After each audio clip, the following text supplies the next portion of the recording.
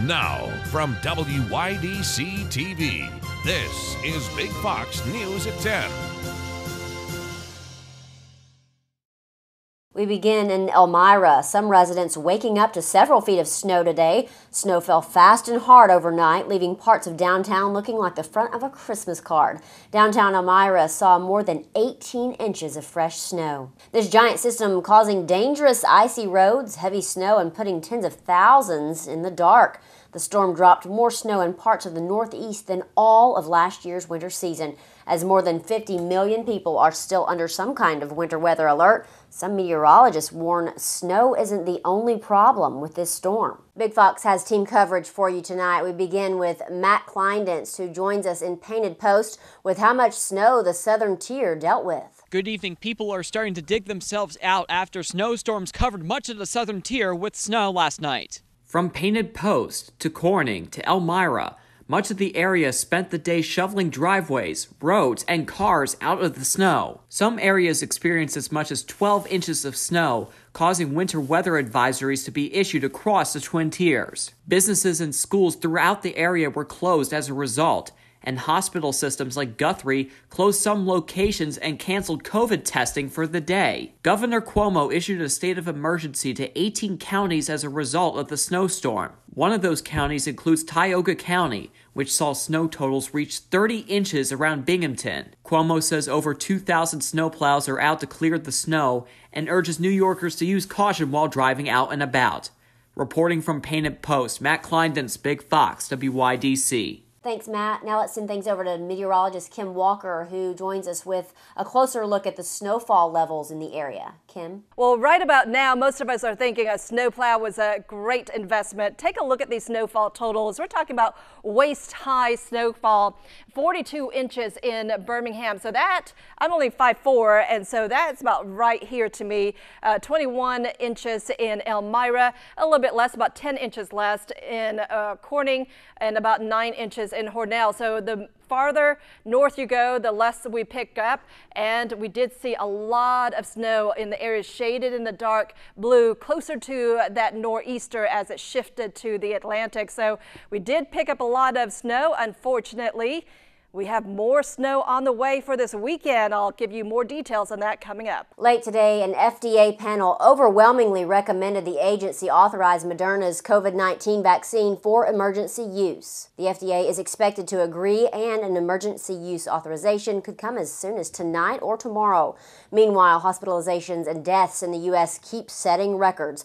John Lawrence reports. Confidence in COVID-19 vaccines is growing, according to Health and Human Services Secretary Alex Azar. It's clear that many Americans are learning that these vaccines are safe and extraordinarily effective. Roughly 20 million doses could be delivered before the end of the year, many of them for frontline healthcare workers. It was such a moment of pure joy and happiness, and a moment of hope. I haven't felt that light or that happy in months. The vaccine likely won't be readily accessible for most Americans until early to mid-2021. The demand is going to be so much higher than the supply initially. It's going to be challenging. It's our best tool against COVID, but it's not here yet for everyone. And known COVID-19 cases in the U.S., like hospitalizations and deaths, keep climbing to record levels. We are not at the finish line yet, especially as we approach the holidays. Health officials continue to stress the importance of being cautious and patient. We need to be safer with masks, avoiding indoor crowds, keeping distance. All of these things are doubly important now. We don't want any lives to be lost when vaccination is just a few months away. I'm John Lawrence reporting. A second coronavirus vaccine could be just hours away from clearing its final hurdle, and most Americans could soon be receiving stimulus checks from the government. Douglas Zader has more from Washington on the status of relief negotiations on Capitol Hill. Well, we do seem to be closing in on a deal here. Stimulus checks are back on the table. We may be approaching a rare moment of harmony here on Capitol Hill. For just a few minutes yesterday, Democratic Senator Tim Kaine played along with Republican Senator Lamar Alexander. Call it the spirit of the holidays, but both parties could soon be singing the same tune. We agreed we will not leave town until we've made law. And that law, that relief package they're all talking about, could include government cash for most Americans. Leaders from both parties are nearing an agreement that extends extra unemployment benefits for 4 months and an extra $300 a week, as well as stimulus checks for most Americans in the neighborhood of perhaps $600. And there would be more relief for businesses, too, replenishing the Paycheck Protection Program with $257 billion. It's not a done deal yet, but we are very close. Also close, the Moderna vaccine. An FDA advisory panel meets today to decide whether to recommend it, perhaps joining the Pfizer vaccine already in use, with more to come. Moderna, we're supposed to have FDA emergency use approval hopefully today. And then don't forget, we also have AstraZeneca around the corner, and Johnson & Johnson, and Novavax, and Sanofi, GlaxoSmithKline. So several vaccines definitely going to help us get to where we need to be sooner than later. And we may see some high-profile vaccinations in the days ahead. Vice President Mike Pence is scheduled to get the Pfizer vaccine tomorrow. President-elect Biden will get it next week. In Washington, Doug Luzader, Fox News. Some may say Christmas came early this year. Healthcare workers in Virginia are starting to get the COVID-19 vaccine, but it's a logistics challenge for the hospitals because of the vaccine's specific requirements. Victoria Sanchez reports. Santa arrived this morning with our vaccine. The special delivery days before Christmas is putting smiles on the masked faces of Northern Virginia frontline hospital workers. Yay! Thank you. ICU nurse Ann Manley sees the COVID vaccine as the first step out of an emotional 2020. When I think back on this year, my head kind of spins. It's, you know, from the initial panic and fear to just extreme sadness and anger and exhaustion. The vaccine clinic for employees is a realization of a dream for Inova CEO, Dr. Stephen Jones. It's a moment that we've been waiting for, and we weren't sure it was going to come. So each of these boxes has 975 doses. The hospital system received enough vaccine for nearly 10,000 people. Each dose kept under lock and key and deep freeze. This really is a logistical challenge. Not only the minus 80-degree freezer, but once we take it out, you can only have it at room temperature for 2 hours. There are actual timers that start when the vials are taken from freezer to pharmacist, who thaw, mix, and fill syringes. Those are carefully walked to awaiting nurses, ready for the timed appointments. That's it? Yeah, you're all set. Awesome. Respiratory therapist Dustin Seitz calls the first of his 2 shots hope during a pandemic nightmare. I'm glad to be a part of this. Dr. Eric Osborne continues to care for some of the sickest COVID patients and stepped away from the ICU to get his shot before heading back. I think it's definitely the beginning of the end. I think the end is still a long ways away. The Cuomo administration will push forward with its planned minimum wage increase at the end of the month. On New Year's Eve, most wages across the state will increase from $11.80 to $12.50 an hour. The move was announced despite criticism from Republican lawmakers and business groups saying a wage hike would be detrimental to small businesses already struggling during the pandemic. The State Department of Labor made the decision, saying that the wage increase wouldn't adversely affect New York's post-COVID recovery. The latest report from the U.S. Labor Department shows the job market continues to suffer. Another 885,000 people filed for first-time unemployment benefits last week. That's more than the 800,000 claims economists expected.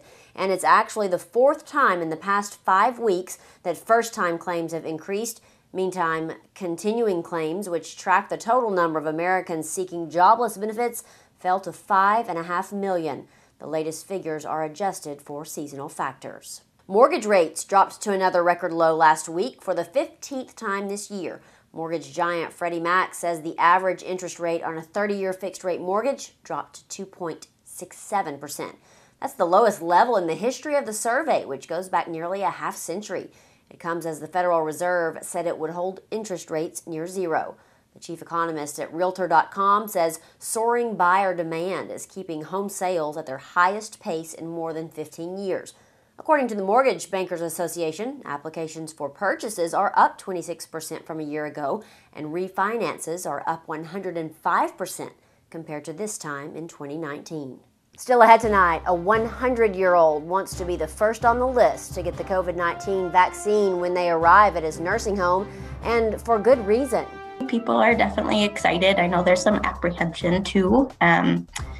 just because it's so new and all of that. But I think overall it's an air of excitement. Why he's hoping to get the shot as soon as possible, coming up.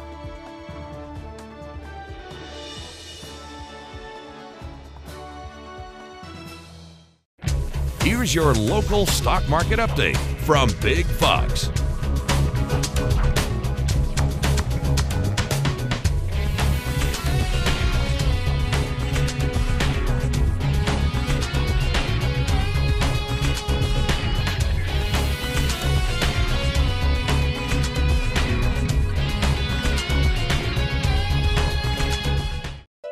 Now, your Twin Tiers forecast from Big Fox. Tonight's Big Fox forecast is brought to you by William Mattar. Good evening, everyone. I'm meteorologist Kim Walker with your weather update. Of course, the snowfall came in feet instead of inches in many locations. More than a yardstick high in Binghamton, about 4,200s, about 3,400s in Owego, in Elmira, close to around 22 inches in some locations, and around 14 inches in Corning. So a lot of snow to go around. And you know, for tomorrow, we are expecting those temperatures to once again stay below freezing. So most of this snow will be sticking around, unfortunately. Very little melting during the day. However, we're going to see a little bit of sunshine during the day, and I think the sunshine will spend more time melting the snow than actually warming up the air, and that's why we're going to stay below freezing throughout the day. As you wake up tomorrow, if you haven't plowed, I think you're going to have to plow some of those sidewalks, and it's going to be pretty icy as well. 21 degrees at 5 o'clock, and that doesn't really change through the 8 o'clock hour. Partly cloudy skies with very dry air that will be in place. It doesn't look like we have to deal with the wind, though, thankfully there, but it's going to remain cold for your Friday. And for Friday night, those temperatures will be plunging down to the teens, maybe even below that in some locations. Out to the northeast, they're going to be well below 0 degrees, and we are expecting cold air to stick around for your Friday. So I was telling you about some of the melting of the snow that will cause some black ice, especially as those temperatures warm up on Saturday. It's going to refreeze again by the end of the day as those temperatures plummet down. So you're going to have to deal with some icy conditions over the weekend, unfortunately. So just take it easy, drive very slowly, and if it looks like it's pretty glossy, you definitely just want to ease up on the brakes. So we have another round of rain coming this weekend.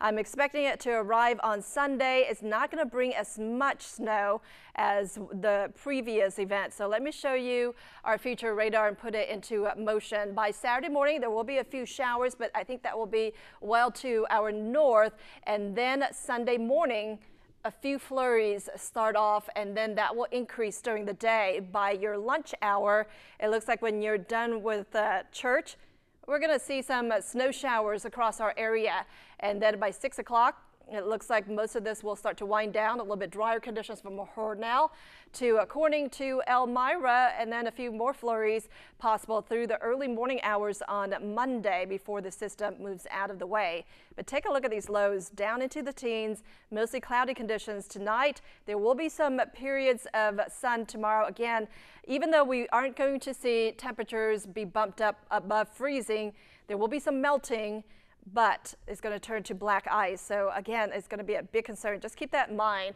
as we head into the weekend. Warmer conditions on Sunday with the high around 40 degrees, 40 on Monday as well.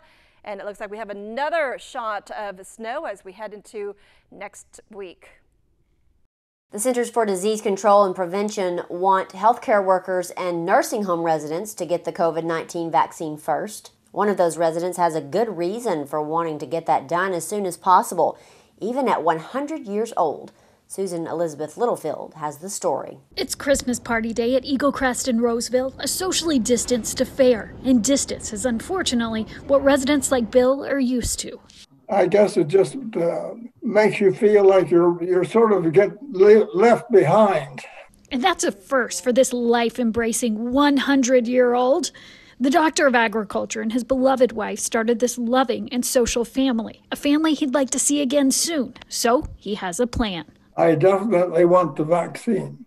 I've already put in my order. Eagle Crest is part of Presbyterian Homes, 40 sites and 8,000 Minnesota residents. They are preparing to get the vaccine as soon as next week. People are definitely excited. I know there's some apprehension too, just because it's so new and all of that. But I think overall it's an air of excitement. It's just one of those protections that science has been able to produce in a reasonably short time, and I think it would be foolish not to take advantage of it. So to serve Bill and the other eager recipients, administrators will turn their COVID testing system into a vaccination system, carting doses room to room. CVS will help give doses to workers and residents within 1 day and follow up with a second dose 3 weeks later. My hope is just getting the families back into the building. I mean, they're just such a critical piece to the overall well-being of the residents. Bill says he can't wait to see his great-grandchildren and get some true fresh air.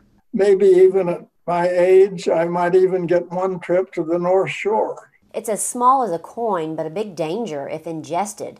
Button batteries are common, found in many items, but with the holidays approaching, doctors are sending out a warning. Mandy Gaither has more in today's Health Minute. They're found in remotes, key fobs, toys, even some holiday cards. But button batteries can be dangerous if swallowed. This can be really fast. This can really critically injure a child and be fatal within a matter of hours. Dr. Manisha Agarwal has seen firsthand the dangers of button battery ingestions as a pediatric ER doctor at Children's Healthcare of Atlanta. It can very easily become stuck in the esophagus. And even though the button battery might not be working for whatever toy or remote control it was in before, it usually still has some charge left. And so when that charge is in the esophagus, it can injure it, it can start eroding through the tissue, and that is what can usually cause significant damage and make that ingestion so fatal and deadly. Each year, U.S. poison control centers get more than 3,500 reports of button battery ingestions. Stopping it from happening is simple. Keep button batteries out of sight and reach for small children. Check the screws on toys and devices children have access to, and keep loose batteries locked away. Finally, don't wait if you think your child may have ingested one. The most important thing you can do is to go immediately to your closest emergency department. Don't delay care. For today's Health Minute, I'm Mandy Gaither. 2020 is coming to an end, and if getting your finances in order is a goal for the new year, you may not want to wait until the clock strikes midnight on December 31st to make those money moves. Mandy Gaither has 5 strategies that should be on your year-end financial checklist.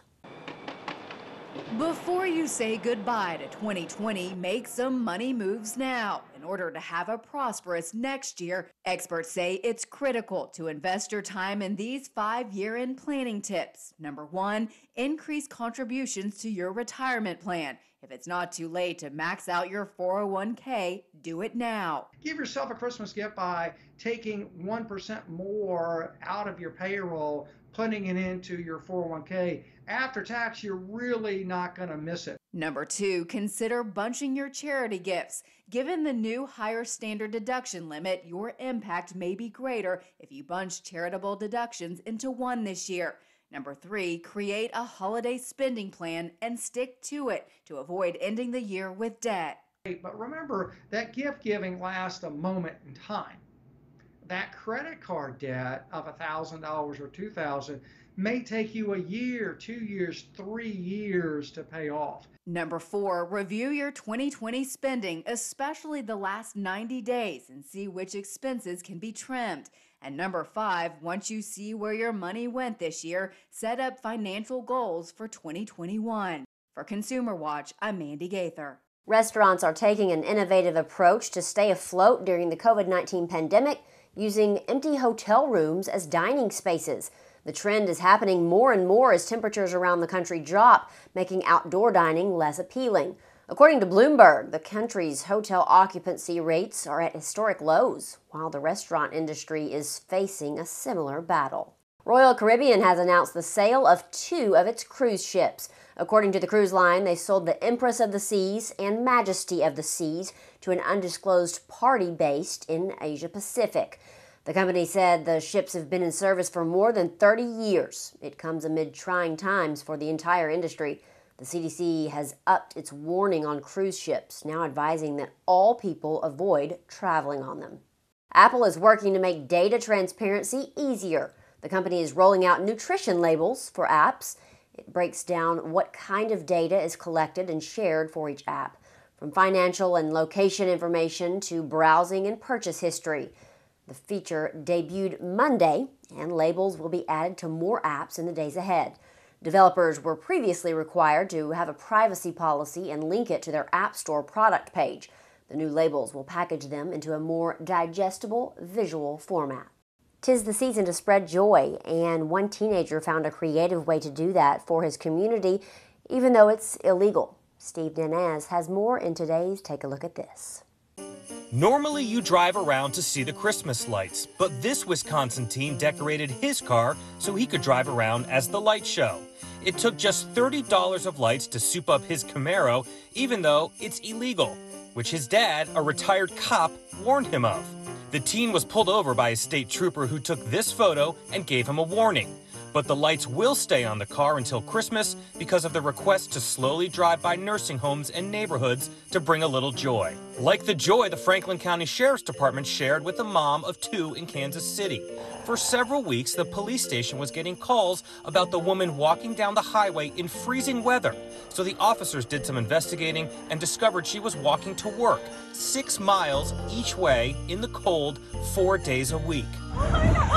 The officers and residents in the community pitched in to surprise the woman with a free van and filled it with winter coats, food, and presents for her kids.